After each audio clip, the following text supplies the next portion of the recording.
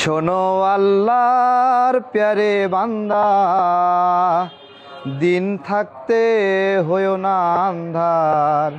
ও মজবুত করো গো ঈমান, কেন পড়ো না কোরআন? শোনো আল্লাহর প্যারে বান্দা,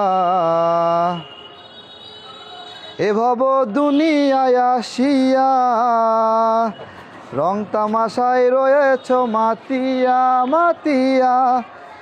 এ ভব দুনিয়ায় আসিয়া রং তামাশায় রয়েছ মাতিয়া। আল্লাহ বলো, রাসূল বলো, ও রহিম ছিল, মসজিদে যাও না কেন শুনিলে আজান? শোনো আল্লাহর প্যারে বান্দা, দিন থাকতে হইও না আন্ধার।